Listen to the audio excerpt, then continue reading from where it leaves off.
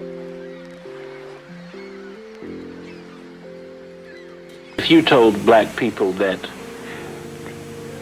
white people were committing biological genocide against us and that by the year 2000 whatever there would be no more black people, you would get one reaction. But you're saying that we're being threatened with cultural and psychological extinction.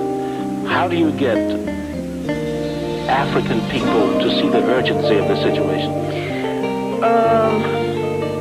I don't know, frankly, if you can.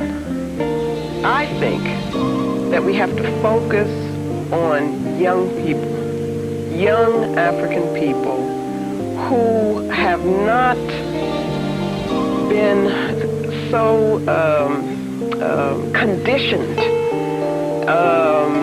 with a way of thinking that supports European imperialism, European power, that they still have the ability to use their intuition, their spirituality, their Africanness to create, to think beyond the limitations that have been given to them in European academies. I think most of us as adults, as elders, have been so conditioned that we're afraid to move beyond the parameters that have been defined by our enemies in our thinking, so that our vision is limited. And so we are really not the people who should be conceptualizing the plans, the movements, what we should be building. But I focus on the younger people who hopefully are still more in touch with what is natural to African people. And if I can affirm that in them, they will see the urgency. I find that in my teaching. I find that in teaching young people, that once they are affirmed and introduced in a conscious way to the African worldview, it becomes crystal clear to them. And they see an urgency in us as African people building for self, as opposed to imitating forms which have been put in place to make sure that we continue to be oppressed. Culturally, psychologically, do you think we realize what we have lost? No, not. It's ironic because we don't realize it on a conscious level, yet we live it every day, in the way we walk, in the way we talk, in the music we create. There is a depth of spirituality which exists in us as a people, which has continued since our origins, that our ancestors have passed to us, and which we continue to pass on ourselves, that we don't consciously recognize as a strength. We don't realize that it is something that we need to use to think with,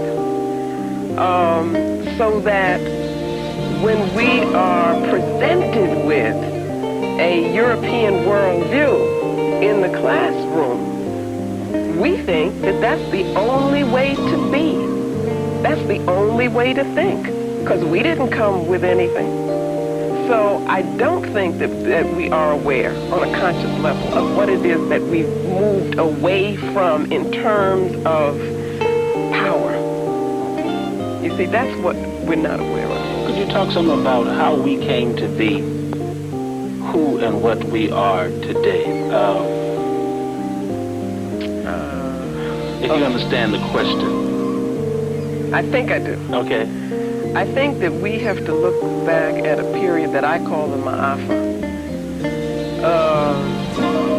We as Africans were very consciously stripped of our culture. Now, becomes a platitude. You know, everybody's saying that. Stripped of our culture, but we have to see that we had a strong culture and so forth. But nobody seems to realize the depth of what that means. Being stripped of our culture meant being conditioned to accept ourselves as inferior beings. Okay? It meant that we were conditioned to feel that we had to be dependent on Europeans, dependent on white people, that we could not do things for ourselves and in our own image. That conditioning began with a long period of terrorism, which was very physical, physically manifested. At the same time, there was the breaking of the will.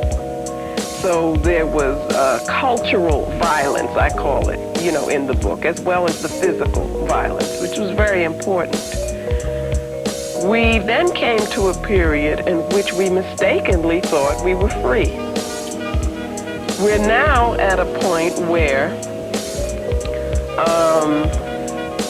we think that we have freedom, the ability to be whatever it is that we can be within this society and so forth. Yet what happens is that we are still thinking within a modality that has been determined by those who would oppress us, those who would control us. And we don't see beyond that. So the question for me becomes, who controls how you think?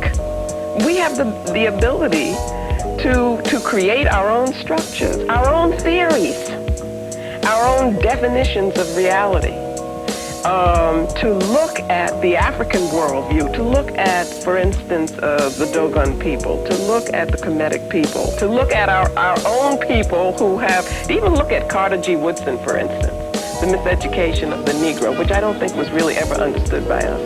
And to use these things as inspirations for the building of institutions, the creation of things, the building our own buildings. We have the ability to do that. So it's almost like we've been conditioned so well through such a long process that now it is us who are enslaving ourselves mentally. Because the job has already been. The job has been done. It would be so easy, in one sense, for us to undo it. That's what I'm saying in this book. Because the way the system of European control works is that you have to accept a concept of reality which makes them superior.